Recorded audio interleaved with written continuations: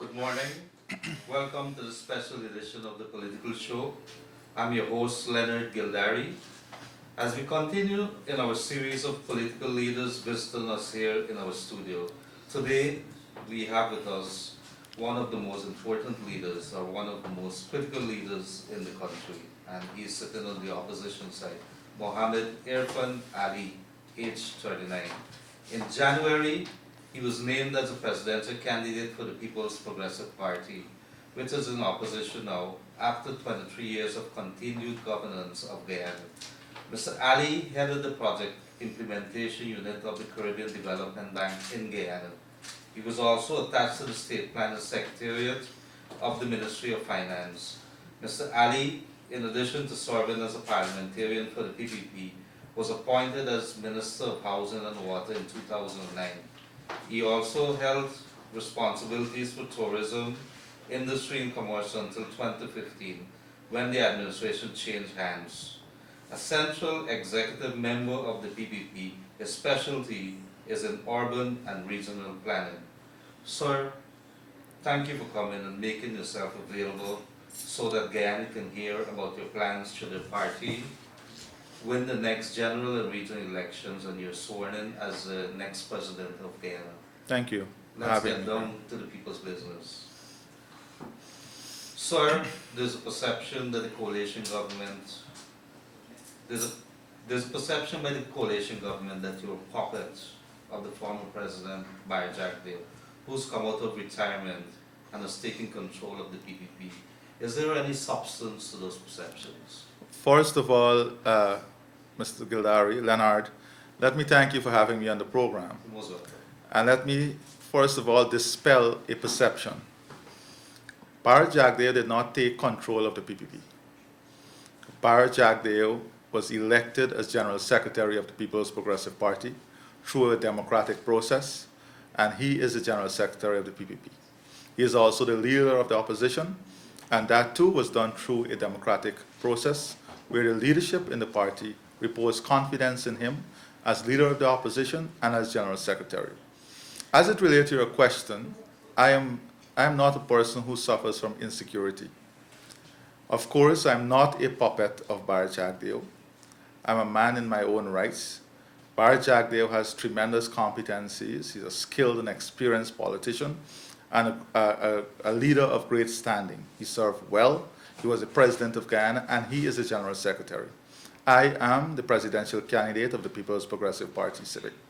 And of course, his skills, his competencies would add value to my government. It would make my government successful, and it will make the People's Progressive Party Civic in government successful. So, let me say this. When you want to examine who is Irfaan Ali, and a lot of people say, you don't say much about your time at Housing and Water. You don't say much about the accomplishments. And then some would say, when we drive down the East Bank and we go to the backlands, we see a vision. We see something that transformed the lives of people. Well, judge me by my experience. Judge me by my output. I had the privilege of leading a highly motivated bunch at the Ministry of Housing and Water. And the transformation that that ministry brought, not only in housing and water, but in the construction sector. This is a sector that was identified as, by the IDB as a sector that performed outstandingly well, one of the leading sectors in our country. It is a sector where the low-income program was looked at as a model, not only for Guyana, but for the region.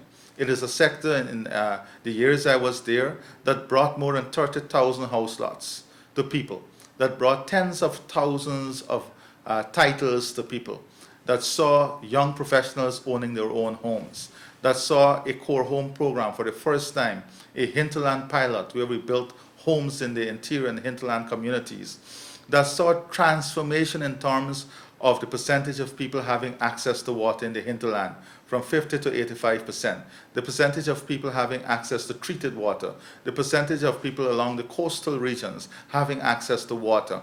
And all of this was done whilst the portfolio of the ministry grew tenfold.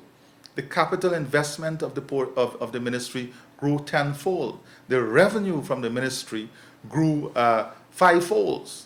For a matter of fact, when in 2015, we left more than almost $7 billion there in the housing fund. Whilst all of this occurred, whilst we had a growth in the number of projects, while we had a growth in revenue, while we had an expanded housing program and a water program, guess what? The operational costs of the Ministry of Housing, the cost of operation, came down to less than 7%. Now, any company, even in the private sector, who operate at an operating cost of less than 7% will do exceedingly well. Compare that with what we have even now, after 4 ministers of housing. At one PAC meeting, I don't know, I can't recall whether you were there, we heard that the operating cost was almost equal to the investment that the ministry made. So these are the type of things that matters when you look at someone's track record, when you look at their performance. And when you look at the track record and the performance, my track record and performance, it is clear from my track record and performance that I led a sector that delivered. I led a sector that brought benefit to people. You know, Leonard, if I may give you a very simple example. When we started the development on the East Bank, there was a young man riding a bicycle. And that young man was selling juice in plastic bags. And he was selling small snacks like chana and so on. And he was riding and he was selling. And we observed him riding and he was selling. Then about a year after, he came to me and he said, Minister, I want a house lot and I want to show you something. This is a year after. So I said, what you want to show me? He said, come on outside. When I went outside, he had a reconditioned car. In the back of that car, he converted it into a snacket. He had box food and he had juice in a bottle. He had juice in a bottle. Guess what? He developed because of what housing and the construction sector was doing at the back there. And now what he wanted to do, he wanted to own his own home. He got that house lot 2 years after. He owned his own home through a partnership that we had with the banking sector. This is the type of story and the type of transformation that took place from riding a bicycle to owning a car, owning their own home. Just talk to the banking sector. Just talk to members of the construction sector. Just talk to workers in the construction sector. And you will hear from them the benefits that this sector would have brought. So I am not insecure in any way. I know who I am. I know my capabilities, and my capabilities and my performance can be evaluated. I also, as you mentioned in your introduction, I also headed the Caribbean Development Bank Project Implementation Unit, and go back to the records. You would see the implementation rate we had at that time. It was among the best. It was celebrated by all the funding agencies. As against today, you have implementation rate that the funding agencies are critical about. Just go back to the records. It is all there. And this is what we must do. We must not live life by perception. We must live life by reality.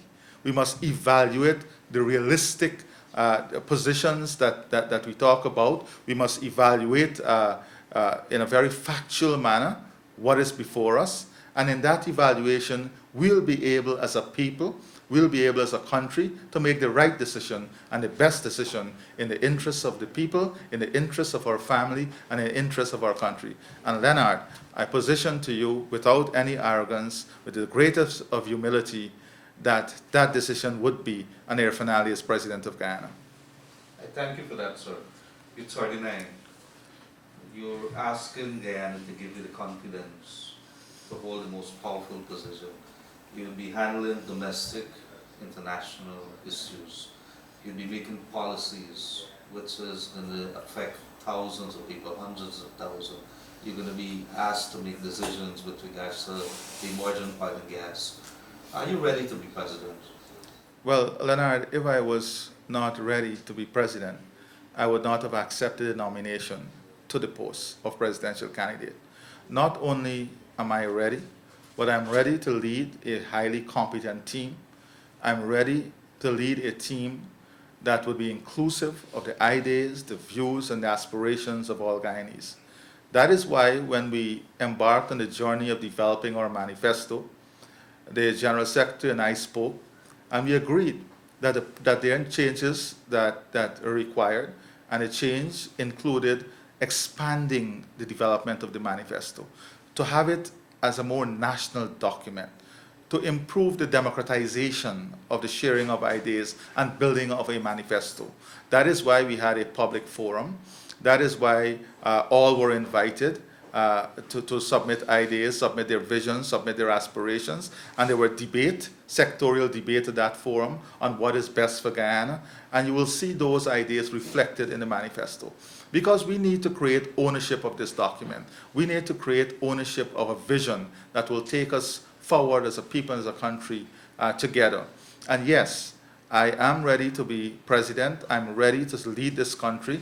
I'm ready to ensure I lead a team and a government that brings more job, that brings higher paying job, that give you a higher quality of education, that deliver better quality health care, that open up more opportunity for young people, that ensure our pensioners retire in dignity, that ensure that we live in a secure environment, that ensure that Guyana is globally competitive, that ensure our private sector is equipped with the necessary tools and skills and wherewithal to be competitive, and to ensure that we have a transparent government, to ensure that we run an economy where oil and gas is just a pillar of the economy and not a tunnel vision approach that some may have, as everything lies in oil and gas, to ensure that the farmers and agriculture develop and we achieve the potential of all the sectors of Guyana, to ensure that we bring back benefit to the mining sector, create opportunities in mining, to ensure that the forestry workers go back to work, get back people to work, to ensure we secure the jobs of those CSOs who were fired. Yes, I am ready to be president. I am ready to lead this country. I'm ready to lead this team, and I'm ready to do so with the people of this country, with their interests in mind, with their interests at heart, with the development aspirations of the people of this country at heart. And that is the most important thing. It's the softer side. You can have the best plans, you can have the best vision, but if people are not involved, if people don't feel connected with that vision, if people don't feel as if they are part of that vision, then you will have discontent in the society. So I intend to have the greatest involvement of all Guyanese, the greatest involvement of all stakeholders as we charter this way for our country and our people. Thank you for that, sir. In January, you contested against all the PPP candidates to be named presidential candidates. You came up against some powerful people within the party, like Frank Anthony, Anna Namlal.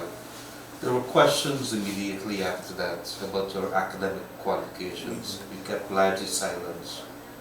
Recently, you received your doctorate from UE. What's the story here?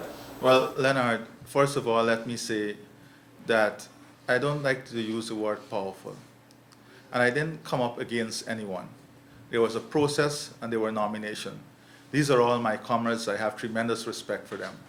These are people who've been there, worked, struggled, and I want to take this opportunity, as I'm here also, to thank the entire leadership of the People's Progressive Party. Even those who are older than me, who were in the struggle long before me, those who repose the confidence in me. And it's because of that I have no other choice, no other option but to not disappoint them and disappoint the people of Guyana. And that is what you will see in my presidency. As I said before on many other programs, I had no hang-up about who I am. I had no hang-up about my credentials and my qualifications. And the PhD was not something to silence anyone, or was not something to be used to silence any critic. PhD is just another stepping stone in my development path, and there will be many more stepping stones in the academic world for me, because learning and education is a lifelong journey. It is what you do with education. Education has no value if you cannot apply it to the improvement of people's lives, if you cannot apply it to day-to-day activity, if you cannot apply it to a vision, if you cannot apply it to opportunities in creating betterment for humanity. Education is a tool to improve humanity. Education is not a tool to impose yourself or to express some sort of superiority over anyone else. No, no, no, no, no. That is a misconception. Education is a tool that helps you as an individual to be better and to better serve, give you greater competencies and so on. Now, let me say something about Irfaan. And you mentioned, this question sometimes can be viewed in a negative tone. Irfaan welcomes constructive criticism. I have no hang-ups when it comes to criticism. As a public figure, you have to allow yourself and you have to be willing to open yourself to public criticism. Now, how do you handle criticism is different. You can come out and bash those who are critical, or you can take it as a positive. For me, I like to take everything in a positive note. So when someone is critical, it gives me an opportunity to be better. It gives me an opportunity to be more successful. It gives me an opportunity to prove them wrong. And that is the way I operate. Negativity is not I don't view negativity and criticism from a viewpoint of being aggressive to the person who it comes from. I view the message and not the messenger. And that helps you as an individual. And if, as a nation, we can look at converting negativity into positive vibes, into improving ourselves and our community, then we are on our way to achieving greatness in this country. Sir, former President Barry Jagdeo has expressed willingness time and again to be part of a PPP government. What role do you see Barry Jagdeo playing in your government? Well, first of all, let me say, all over you go in this country, I've traveled to all corners. That question is there, from the common man to the most sophisticated man. What role would Barry Jagdeo play? Let me say I have not discussed this with him. I have not discussed this with anyone. Throughout the process of my election to the presidential candidate slot, throughout this process so far, this issue never came up between the two of us, whether that he want to play a role or he want this or that. That is not his style. His style is getting things done. His style is results. His style is having the best set of measures, the best menu of measures for this country. His style is about Guyana. That is his style. Now, let me say this also. Irfaan would love to have a man with such experience, such skills, and such competence serving him as president. I would love to have him serving my government, because at the end of the day, I want my government to be successful. I want my government to deliver what we promised in the manifesto. And to do that, we have to bring the best skills, the best competency, not only in the party, but nationally. We have to bring all the available skills nationally to take this country forward. We can't lock out any individual skill, and the skills and the experience that he brings on the table is unquestionable. So, let me tell you, and Irfaan as president, I would love, and I haven't discussed this with him, I would love to have Barry Jagdeo as my vice president. Wow. Have you checked to see whether they might be constitutionally allowed? Well, I'm saying this is and let me say it to you, and I'll say it again, as president, personally I would like to have Barry Jagdeo as my vice president, and yes, it is constitutionally allowed. So there you have it, disclosure. I don't know whether you want to call it disclosure, but I want to say that from a personal standpoint, I want to have the best team, the most competent team, taking this country forward. And I want to tell you, Leonard, that my style of leadership and management, I mean, you have seen some of it, you covered housing and water for a while, is inclusiveness. And you can check with the team at the Ministry of Housing. We did it together, and together we are stronger. And that is our slogan, together we are stronger. And once we understand that together we are stronger, then together we'll see a stronger and a better, more secure Guyana. So, going back a little, there was a slide in the PPP support in 2011, leading to a PPP government without a parliamentary majority. In 2015, your party lost. Where the votes coming from for the coming elections? Well, Leonard, some may see your questions as very pointed, but I see your question as a great opportunity here. First of all, I want to correct you. We still have a petition that is not heard in the court as yet. So when we use the word loss, let us use it very guardedly. I would like to say that in 2015, a new government took office. And that government came into office, but let me address this first from a very personal perspective. We have already outlined a number of reasons that caused us to lose some amount of support. And the first thing in life is that we have to accept mistakes. We have to accept shortcomings. It is only then we can correct it. It is only then that we show maturity in leadership. And we have already said we accept that we had weaknesses, we had faults, we had shortcomings. And we have also outlined very clearly how we're going to fix those weaknesses, how we're going to fix those shortcomings. And you know, in government, it is difficult to judge whether you're doing what is right at a particular time from an individualistic perspective. Let me give you a personal example.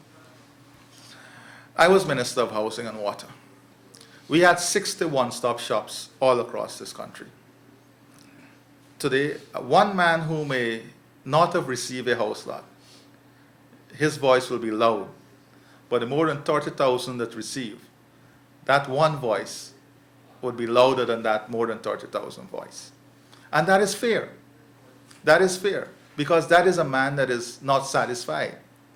That is a man that felt as if his dream was not satisfied. But what was the reality? And I give you the examples of those one-stop shops. Some of those one-stop shops had more than 3,000 people. And this is no exaggeration, you know this. One time we had one at the stadium, the entire green stand was filled, and people were over on the red stand. And as minister, you have to make a decision. Whether you give 10 minutes, because everybody wants to see the minister. Even if you get a house lot, sometimes you believe that you're too far back, or you're not in front enough. So everybody wants to see the minister.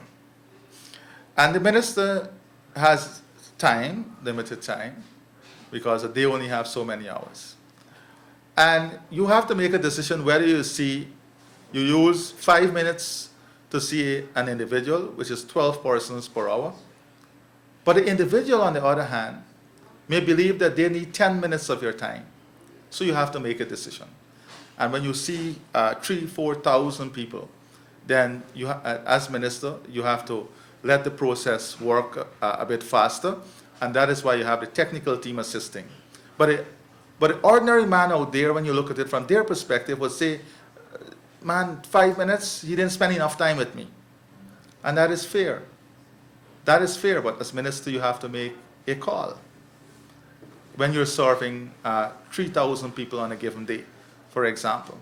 So I say this to say to you that people view issues from a different perspective. And you have to put yourself in that man's shoe and evaluate where the common ground is. And as an individual, I have learned that your style may give you the results, but your style have to also take into consideration what is the need of the man that you're serving.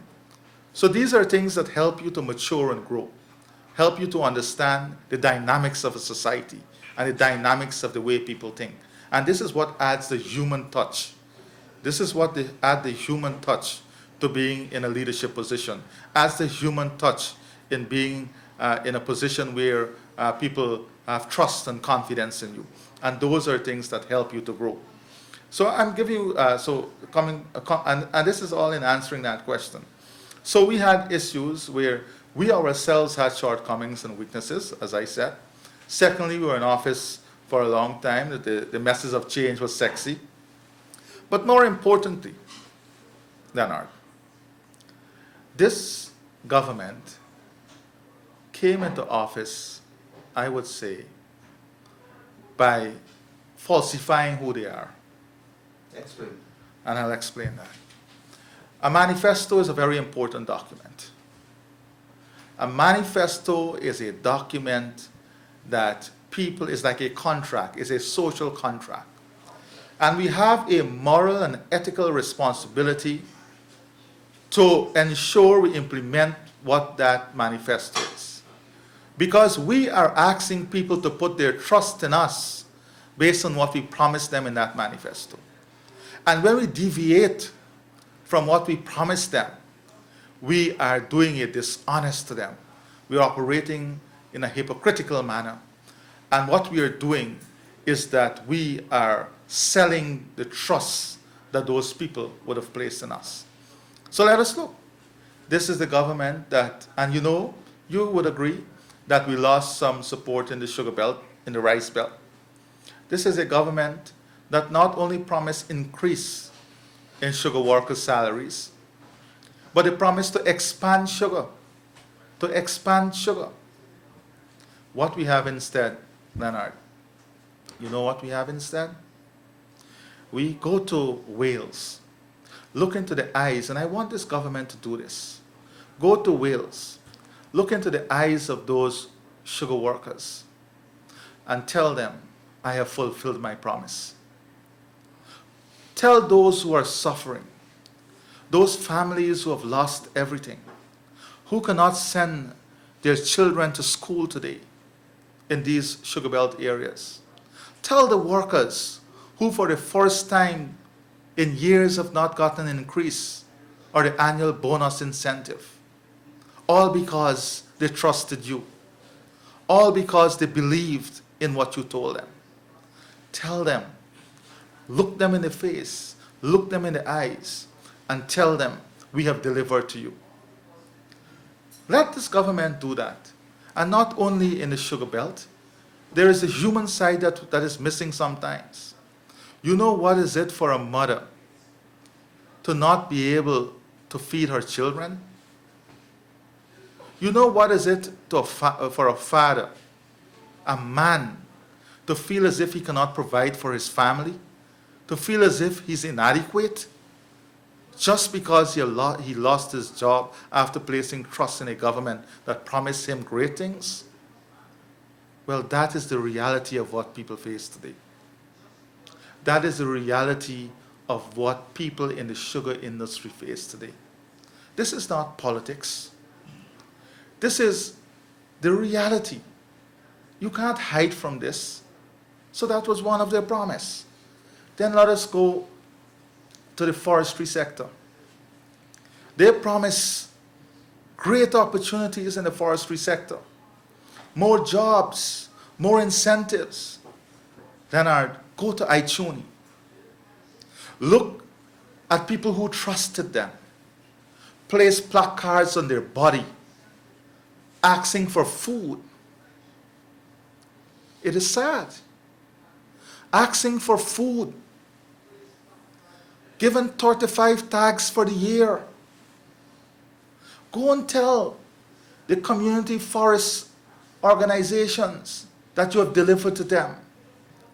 Go and tell the thousands of persons who lost their jobs in the forestry sector that you have delivered to them.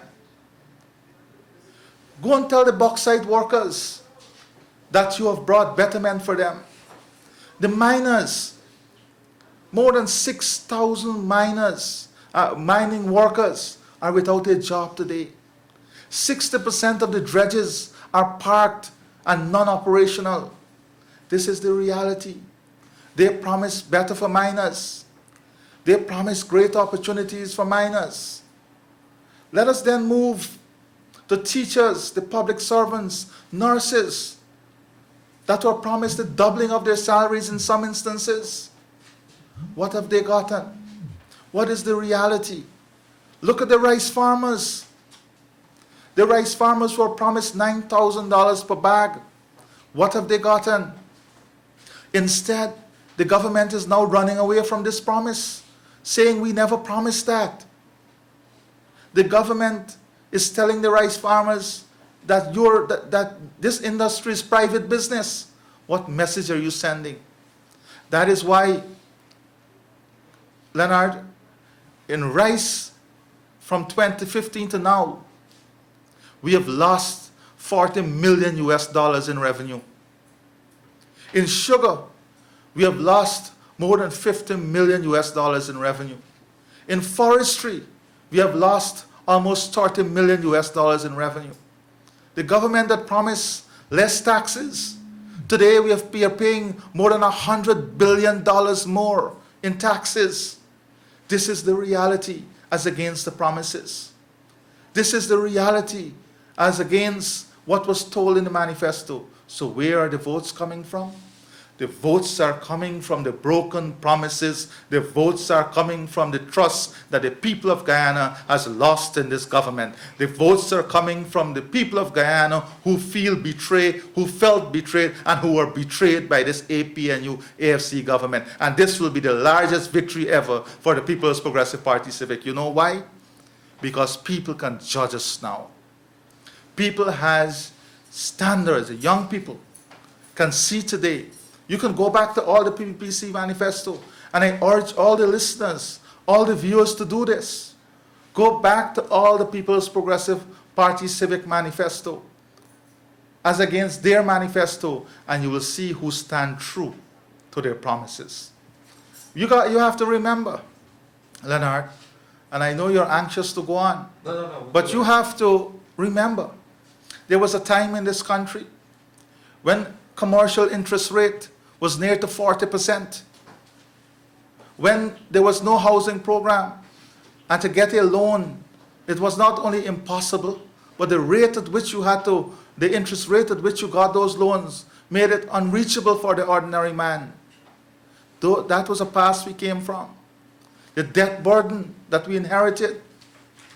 All these are things that transform. The healthcare system. There was a time, and I heard someone from the government speaking about pensioners. There was a time in this country, what the PPPs inherited, where not only all were not equal in terms of their pension, because you had to pass a means test. And only hundreds of persons passed that means test and were allowed to have a pension. And the life expectancy was below 60 years. So you were not even expected to live to reach for your pension. That was the reality. As against what we have today, more than 40,000 people on the pension roll. Subsidies for electricity and water that we left, sorry, not what we have today, that we left. They promised the elderly, the pensioners, better. Instead, the subsidy was taken away. They promised the school children better. Instead, the $10,000 because we care grant was taken away. We are going to win the elections because we are the one who gave and not took away. We are going to win the elections because we are the one who supported the vulnerable and not impose hardship on them. We'll win the elections because we are the one who had $100 billion more of disposable income in people's pocket because the tax rate and taxation took less of a toll on the people of our country. We're going to win the elections because we believe in the people, we believe in our country, and we are going to put to the people of this country a strategy and a vision that includes all and that speak to the aspirations of every segment of the Guyanese population. So thank you for that. In January, immediately after I think you were selected as a presidential candidate, you spoke about creating 50,000 jobs, and some people said this guy gotta be crazy. Where are the jobs coming from, sir? Leonard, it's not the first time I pushed myself to an announcement and you have that reaction. When we started the East Bank development, and I said we'll have young professionals, partnership with professional group, and within 5 years we'll have at least 5,000 homes built, people said I'm crazy. When when we turned the sod for the Textile University, and I made a speech there, and I said this will be the reason why many households will be able to repay their loans to the bank. People said I was crazy. But we live to see today that many households are renting an apartment downstairs to students attending that university, and they're paying the bank based on that rent. We live to see today not only was the target reached, but surpassed. So vision is important. You have to have a clearly articulated vision. And let me say to you from the onset, 50,000 is an underestimation. It's an underestimation. Let us go through this. I spoke earlier about sugar. I spoke earlier about rice, about forestry, mining, the CSOs. These are all sectors where we have lost jobs. And we have lost jobs because of bad policies. We have lost jobs because of a lack of investment. We have lost jobs because of no vision, no leadership. Those are things that will be corrected. And here is where, so first of all, we have the restoration of jobs from these sectors. And this is in the thousands. Then let us look at housing and water. To develop 50,000 house lots, because to understand how you create jobs, you have to understand how the economy works. You have to understand the linkages between the services sector, the construction sector, and I'm not even coming to oil and gases yet, the natural resources sector and so on. So let us look at housing. To achieve 50,000 house lot, you have to develop 10,000 acres of land. To develop 10,000 acres of land, you have to spend $50 billion. Let us assume that out of the 50,000 developed house lots, 20,000 people build. And you have an average, a minimal average of 3,000, of 3 persons, employed per home that is under construction. That is 60,000 continuous jobs over the 5-year period. Okay?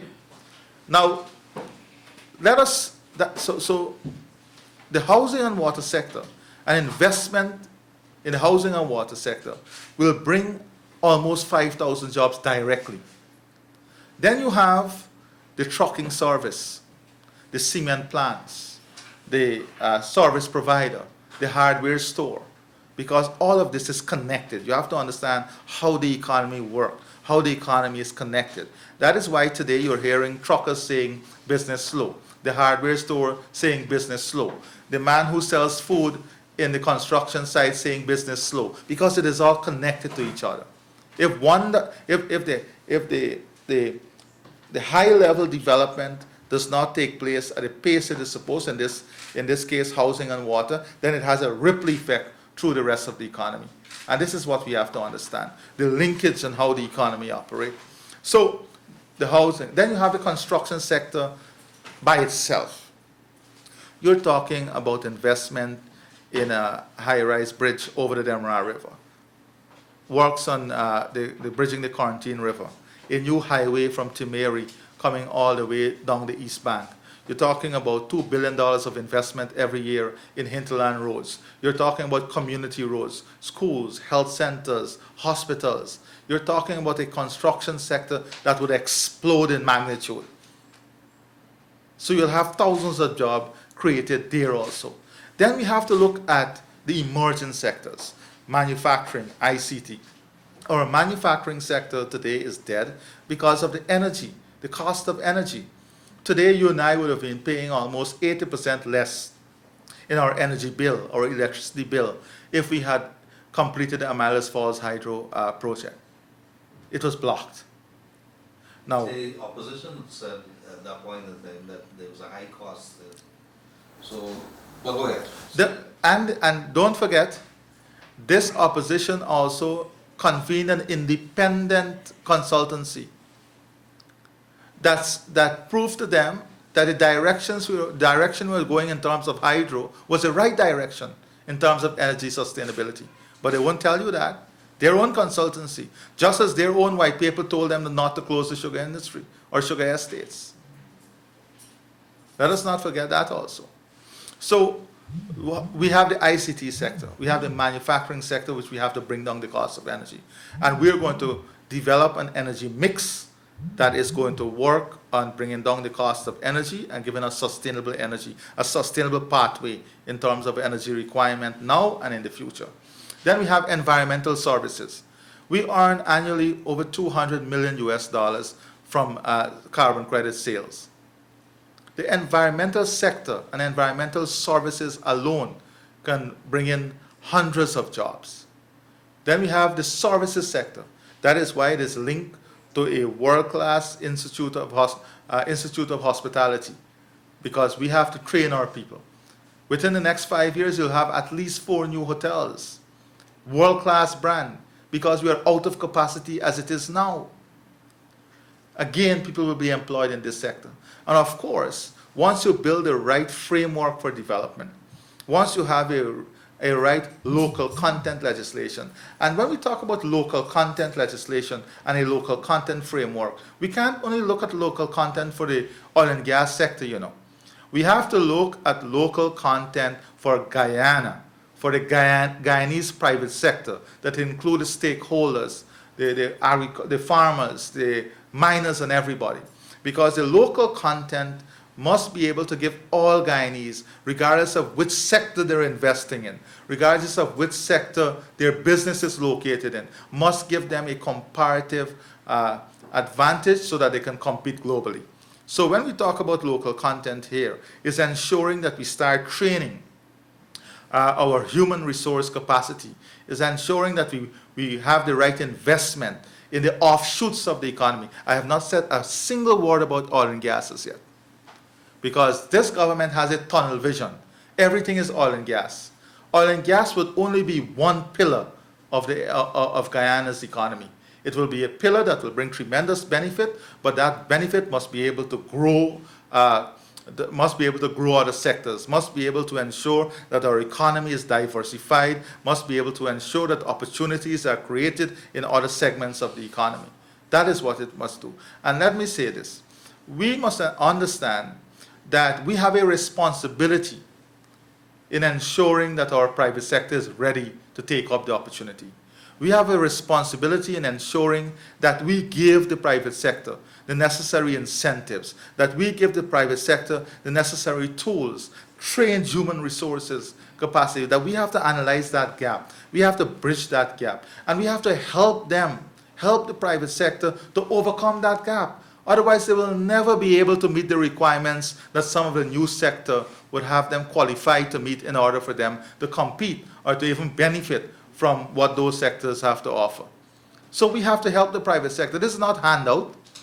This is not handout. We have a responsibility in building this sector, creating this sector. And they have a responsibility also in ensuring that workers have dignity in the place of work, to ensure that workers are paid well, and to ensure that workers work in a safe environment, an environment in which they grow, and an environment in which they can all be happy and proud about.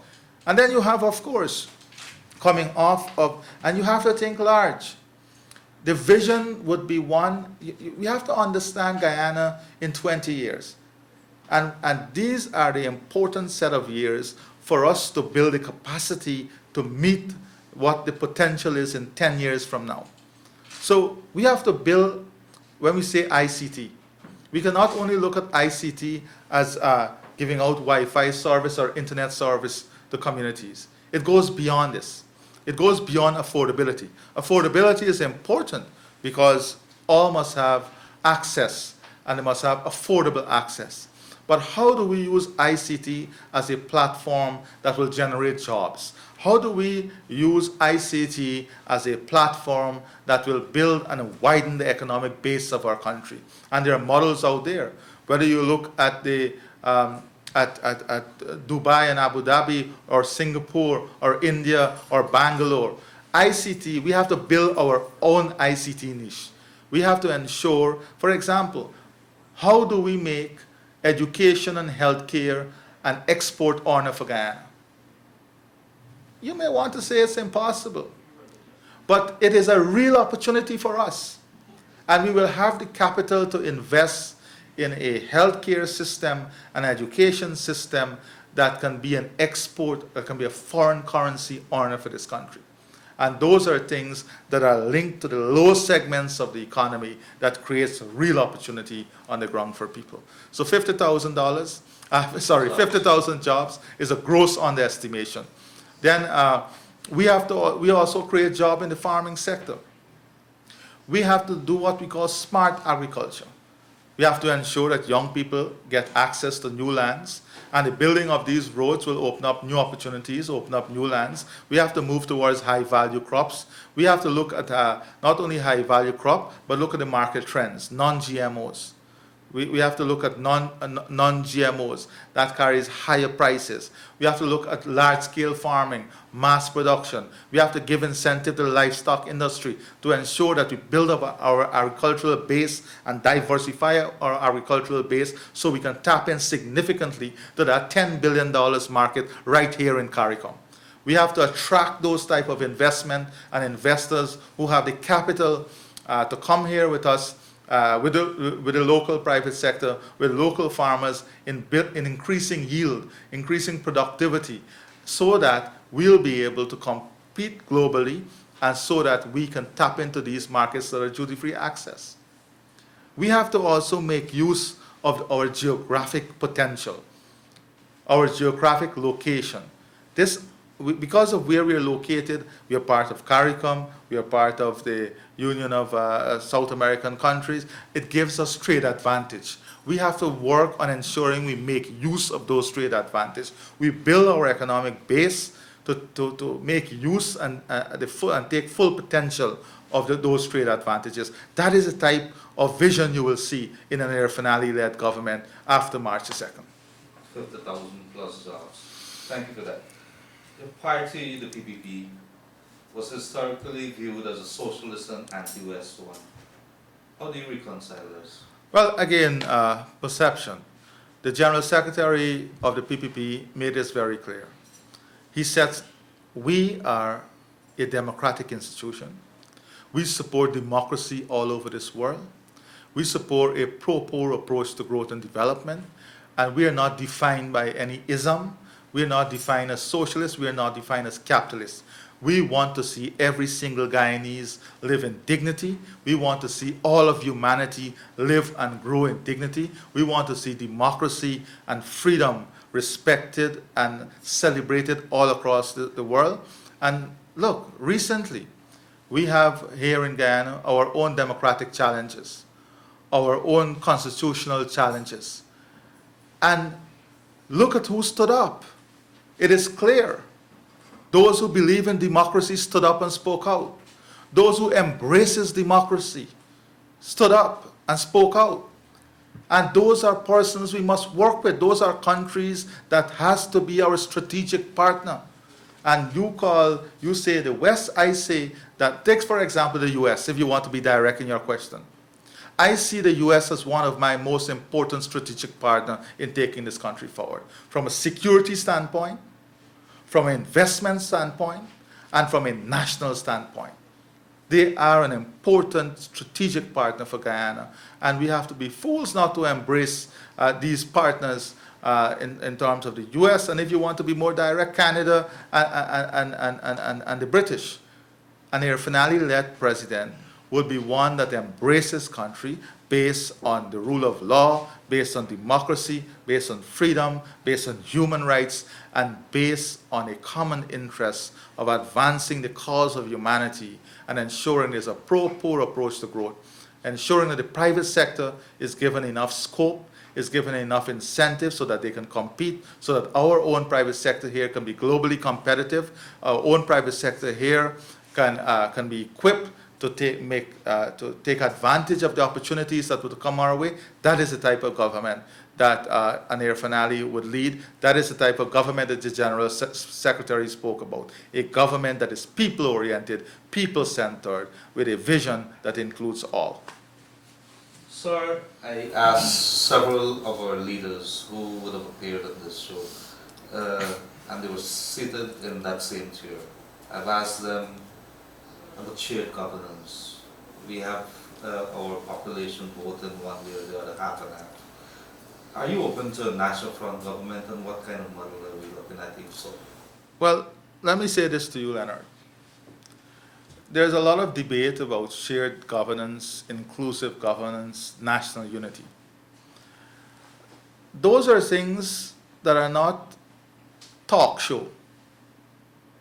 Those are things that can only be achieved by a set of action. Those are things that cannot be achieved by playing chess. Those are things that cannot be achieved by filling holes and blocking holes.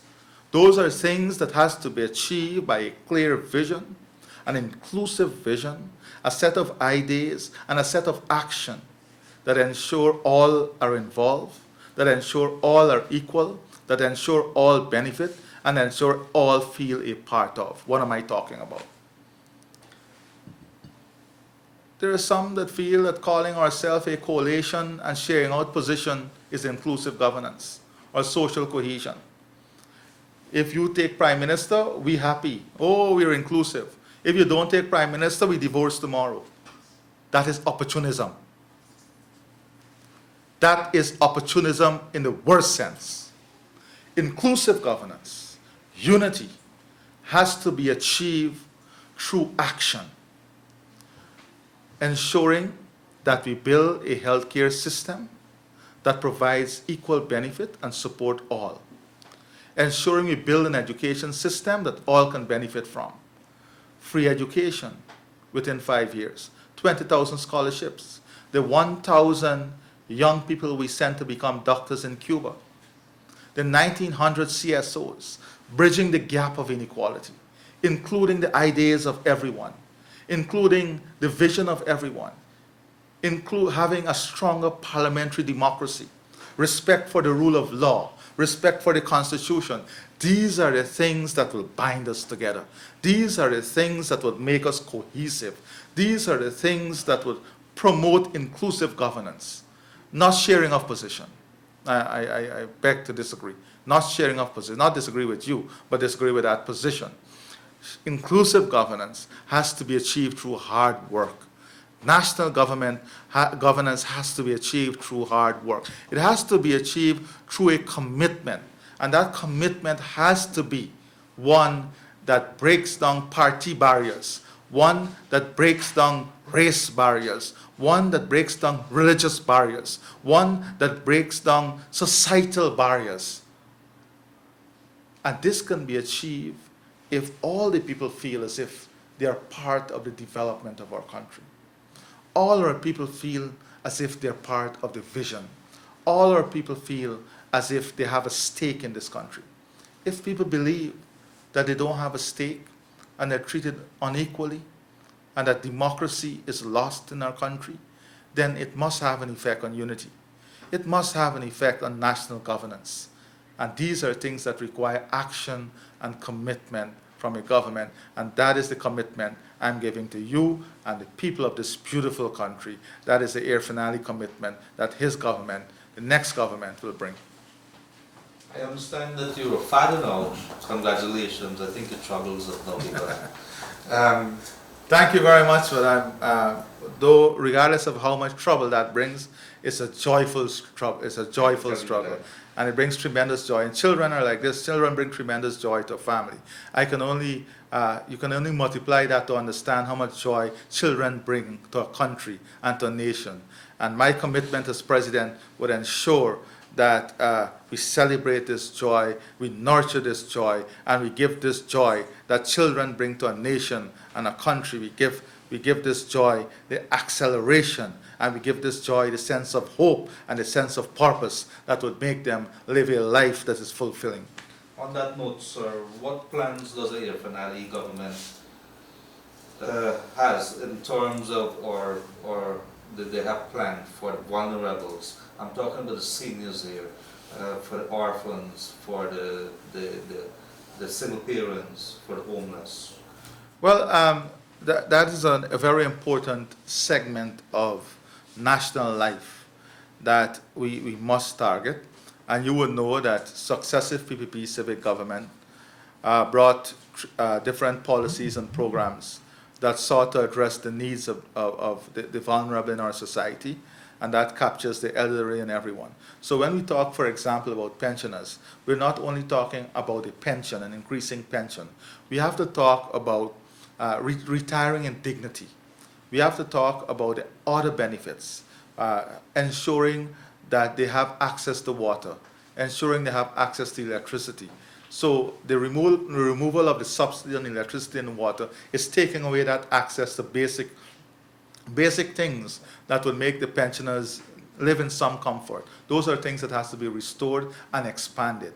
Not only the growth in the pension itself, we have to ensure we build facilities that pensioners will be happy going to. We have to ensure pensioners want to travel too. We have to ensure that we make traveling easier for them, more accessible, and that the state provide the opportunity for them to move freely without having to worry about the cost of transportation. Those are things that my government will be addressing in terms of pensioners. Then you have to look at the vulnerable from the standpoint of those children who require help to stay in school, who that $10,000 meant the world to. So not only are we going to restore that, but we are going to grow that to 50,000 within the next 5 years. And we have to ensure that we have a school feeding program, a nutrition program that support their growth, support their development, and keep them in school. We have to ensure we have a program, and all of this you will see in the manifesto, that address dropout youths, that address technical education, that address girls and women particularly, to help them, to give them great opportunity. There's a great complaint when you go on the ground among women, especially young women, about access to loans, access to capital. We have to remove the barriers that will make them entrepreneurs, remove the barriers that will make them independent, remove the barriers that will make them stronger. And those are things you will see addressed in a very fronted manner in our manifesto. So what are your thoughts, and you spoke about the youths there, what are your thoughts about the Just not cutting you. There's an important point I want to make on your previous question also. The role of civil society in addressing issues of the vulnerable and in addressing particular issues in our country like mental health, which is a big issue, the problems of suicide and domestic violence and so on.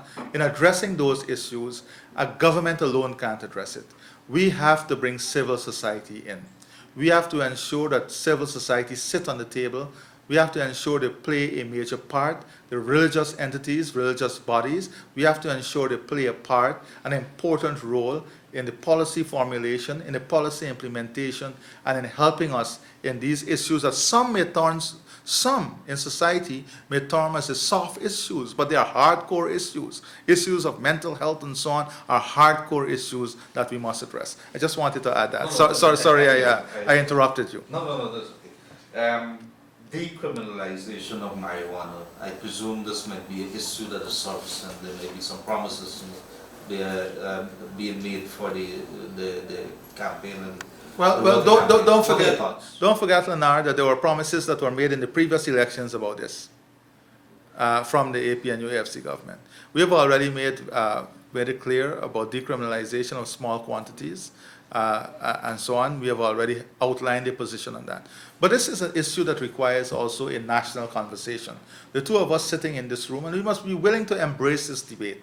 We must be willing to embrace the literature, and the Rastafarian Society has been calling for this debate, and we owe it to the emerging views on this sector to have that national conversation. And you will see in the manifesto that we are outlining a path that would stimulate the national conversation in terms of coming up with a consensus in moving this issue forward. Thank you. Corruption has been dogging consecutive governments. How do you intend under Irfaan government to close or to tighten the system so that we can minimize it? Because we hear anecdotes from time to time of the regions, with what had happened in the regions at the NDC level, at the procurement level. I know we have a procurement commission now. How does an Irfaan government intend to close the doors or tighten the systems more? Well, first of all, you have to, you can't address this issue blindfolded. You had a guest recently here, presidential candidate David Granger. you had him on this program, and I heard him say there is no corruption in his government. That by itself fuels corruption. That by itself embraces corruption, a statement like that. You have to be able to frontally say there are gaps, there are weaknesses, and there are leakage. And I would say there were gaps, there were leakages in the system. So you have to address this from a systemic and institutional perspective, first of all. And that is what the People's Progressive Party civic government sought to do. Not to say that there was no corruption. You have to understand that it exists. Because you can't fuel it. And you can't give those who are involved in it a cover by saying it doesn't exist. That is giving them a open book or open season for whatever they're involved in. So we started to address this from an institutional perspective.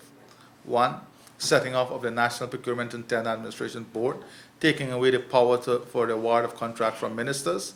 Two, setting limits. Three, move towards the cabinet only having a no objection role. Three, we had the FMAA, the Fiscal Management Accountability Act. We had the modernization of the financial architecture of the country and rules governing it. We have, for example, tax concession moving away from the authority of the minister and going more to the technical body, the Guyana Revenue Authority, and those are things that we have seen reversed recently.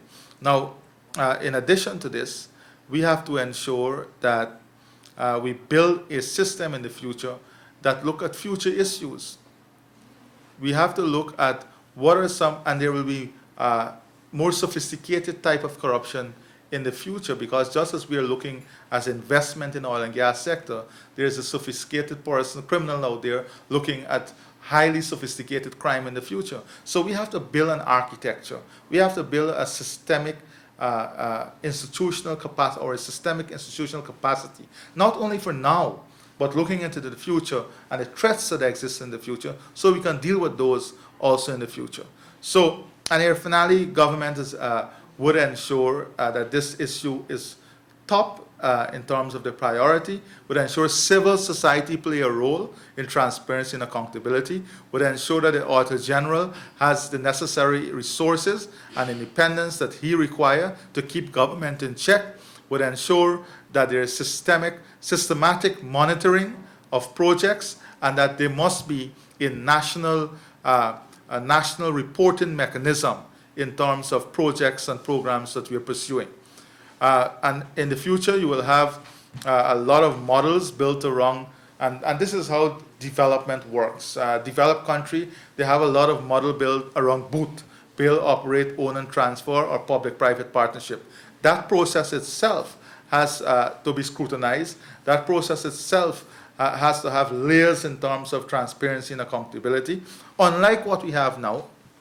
Recently, and this went unnoticed by the media, recently a white paper on public-private partnership was laid in Parliament. And if you go through that white paper, you will see the system is built where the political system has total control, from identifying who the investors are, from tendering, the awarding of who will get the public-private partnership. That is not only chaos, that is the recipe for failure. That is the recipe that can give not birth, but can energize issues of corruption. So we have, and we have already said, in the management of the oil and gas resources, and the regulatory framework, unlike what we have now, the minister playing a dominant role, the ministers and politicians would not be playing that role. This has to be in the hands of technically competent people. Sir, the private sector has been complaining bitterly. They've been pointing to a number of overseas investors over here, some of them for years, including Russell as one of them, taking a beating now. They're saying that there's not an even playing field when it comes to the granting of concessions. They're arguing also that the time of the 90s, when we would have been desperate to attract investments, and by so doing issue or give incentives for that to happen. It's different now. The ball game is different in that people are coming to us now and they're begging to invest. What are your thoughts as to even the playing field? Well, Leonard, let me start from where you ended. They're using the rationale that people are coming to us and begging to invest. People are coming to us because of this newfound wealth. But we have a private sector that existed before the newfound wealth. We had a private sector that committed itself to Guyana before this newfound wealth. We had a private sector that worked with our people in ensuring we weathered through great storms, whether it was the great floods, whether it was the financial crisis, the global financial crisis, and we cannot be ungrateful to that private sector that led us through those storms. What we have to do is to ensure we have a responsibility in ensuring that the local private sector is equipped, is ensuring that the local private sector is provided with the necessary framework and incentives that would make them competitive and give them a fighting chance against those who are coming in now. Unlike what is happening now. Can you imagine you have a non-national private sector body coming here and hosting a seminar on how to do business in Guyana? Can you imagine now that this is allowed? Can you imagine that someone is telling us in Guyana now that we're not good enough to do brokerage service, so brokerage service has to go out to a foreign company or a company from outside of Guyana? Those are basic things. And this has happened because we're not paying attention to what is taking place. And the private sector has a role too to speak up. The private sector, the government has to facilitate the growth and development of the private sector. The government has to facilitate the advancement of the private sector. The government has to facilitate a process through which the private sector can become globally competitive. But the private sector must also stand up against injustices that is coming their way. And you have, for example, let me give you an example. You have Trinidad and Tobago. They have people in the oil and gas sector who provide certain services years, so they know the standards, they know the regulations, they know what is required. So a company might say, yes, we need trucks, but the trucks must only have 10,000 miles maximum on the clock. How do we ensure that the private sector in Guyana benefit if we don't recognize this as an issue? If we don't recognize the compliance issues that requires to be fixed, if we don't recognize a standard issue and help them, equip them to meet the requirements of these things. We have to help them to be competitive. We have to help them to advance their levels of competitiveness. And further to this, in relation to the private sector, we also have a responsibility as a government to clearly articulate to the private sector and people of this country a vision of the opportunities that would come. We can't be indecisive on major transformational projects. Today we want this, tomorrow we don't want that. If there, and we have said that Deepwater Harbor is coming, the private sector of Guyana must understand that Deepwater is coming, Water Harbor is coming. Where is it going to be located? Where is it going to be connected to, so that they can invest in the opportunity that surrounds the investment of this infrastructure in terms of whether it's logistics, business, and so on. We have a responsibility to articulate a clear vision to the private sector and people of this country so they can also equip themselves. Are you willing, and I wanted to hear this from you because we've been asked to ask you this, are you willing to look at incentives which mirror what a foreign investor would bring to this country, or what they're entitled to when they come? There must be equal playing field. But we have to look beyond equal playing field. We have a private sector that we need to invest in to make them competitive, to even get on an equal playing field. And we cannot ignore that fact. We cannot ignore that responsibility. That is a responsibility we have as a government. But you know, coming back to your question just now, Leonard, you mentioned about governments saying, oh, we have a lot of people rapping on the door, investors. I'll give you a story.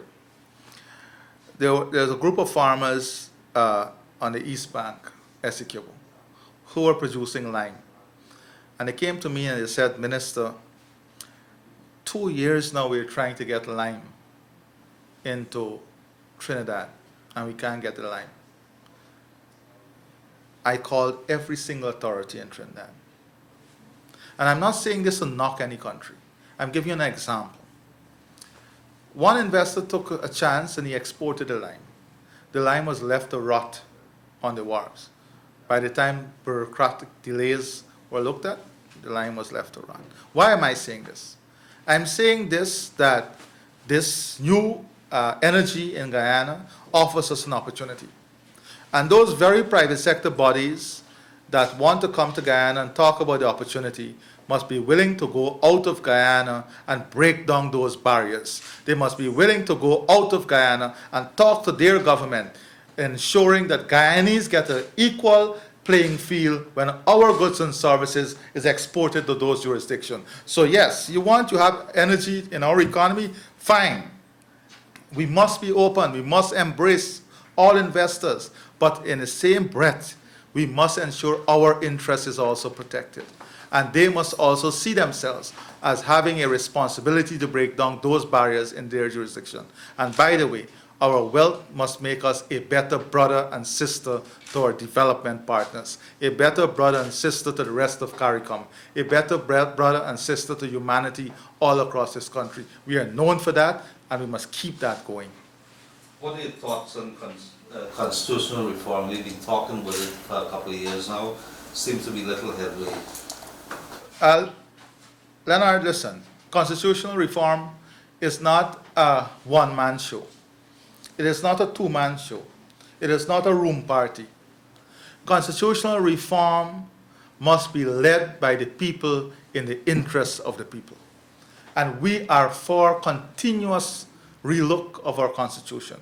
We are in for continuous reform, but it must originate from the people. It must be done through a consultative mechanism where the people are involved, where the people have a say, because ultimately the Constitution is a reflection of the will of the people. Have you had a look at some of the things as you as Irfaan Ali as president might want to have changed? Oh yes, we have had a look at many things that people raise with us and things that we have an opinion on. I'm not going to venture into expressing those opinions. As I said, that must come from the people. And you will see we are talking about some of the stuff in terms of the manifesto. But beyond the manifesto, it must come from the people. It must not be prejudice. We must not impose, the government must not impose on the people, this is what we want. And out of the constitutional reform, you might even find a need that people want referendum on certain particular issues. We must be willing enough to go a step further. And this is a type of constitutional reform that will be meaningful for our country and people. Sir, a big thing is happening now. Within a few weeks, if the reports are true, we will start our oil production. However, that has come with a lot of criticisms over local content, our readiness, and even the contracts. We look at Tullow, we look at Exxon, and the future. People come and digging up our backyards, and we have little say as to what contracts.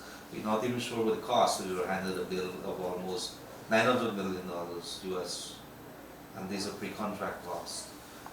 How do you intend to deal with the situation of oil and gas when it comes to making sure that we get the best deal? Well, I don't believe that we had little say. I believe that we had gross incompetence in whatever say we had. It is the incompetence that has brought us to this position. It is the lack of technical skills. It is a lack of technical capability. It is a lack of vision. And it is a lack of an understanding of the sector that has brought us to where we are today. Gross incompetence. So I want to start from that. It is not that we had little say. Oh yeah, we had a lot of say. But it was incompetence in what we had to say. So we have made it very clear that there is development that is pioneering. Those developments are different from development that came after the discovery of oil.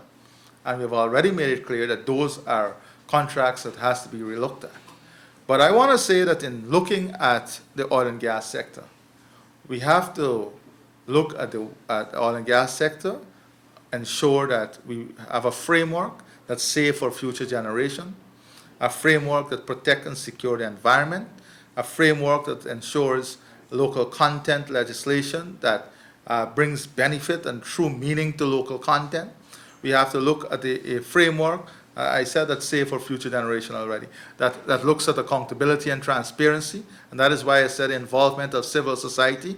We have to look at a framework that has that builds the transformative agenda of Guyana, but that transformative agenda must be through a process, and we must ensure that those projects has parliamentary cover and parliamentary approval, so that it will be nationalistic in the way we approach the development of Guyana through resources from this sector. 39, heading into the presidency if your party wins. And I see in our studio here, young people. What kind of cabinet are we looking at under the Irfaan presidency? When the People's Progressive Party Civic goes into government after March the 2nd, you will see a cabinet that is dynamic, a cabinet that is driven, a cabinet that is motivated, a cabinet that will be a mix of experience and youth, a cabinet that will be highly competent and be reflective of Guyana and who we are as Guyanese. And you would tell the Guyanese people now that the party, the PPP of the old, where you've just admitted that there are some missteps, that there's a new purpose in the steps of the PPP coming elections. The People's Progressive Party is an institution. And yes, I said there were some missteps and weaknesses that we have publicly acknowledged, but that does not take away from the People's Progressive Party and what the People's Progressive Party stand for in this country. The People's Progressive Party is an institution that brought democracy, that brought freedom, that brought dignity, that brought honor, that brought transformation, that brought development, that brought true inclusiveness to this country. The People's Progressive Party is a party that embraces young people and people of all ethnicity, and you will see a greater measure of this when you look at the faces of the PPP. The PPP is a national party. The PPP is an institution. And whilst we continuously acknowledge where there are missteps and look to improve ourselves, we must be able also to be proud of who we are, to celebrate the People's Progressive Party and what the People's Progressive Party means for this country, this region, whether it's Latin America or CARICOM, and the role the PPP has played in local, regional, and global politics. And we are proud of that. Whilst at the same time, we continuously look inward to rebuild, restructure, improve, and advance who we are in the People's Progressive Party. Sir, we have many more questions for you, but we know that we haven't really hit the last leg of the election, last 3 months after nomination. We will want to invite you back to our studio here because we would like to hold your feet a little more to the fire. So we want to thank you very much for coming here, and if there's any last remarks that you would. Well, Leonard, let me thank you and the management of Kaieteur News for Kaieteur Radio for having me here. Let me say this: my time belongs to the people. I have dedicated myself to this task of leading this country with a great team, and in part of dedicating myself means dedicating my time to the people of this country. And you are an important stakeholder. The media is an important stakeholder, and of course, I'll be more than willing to join you as we work together, stronger, to build a Guyana that is united, a Guyana that brings jobs to people, a Guyana that brings higher and better paying jobs, better health care, better education, great opportunity, retirement in dignity, and more, and importantly, a safe and secure Guyana. Thank you very much for having me. Thank you very much, Mohammed Irfaan Ali, 39, presidential candidate of the People's Progressive Party. This is a special edition of the political show.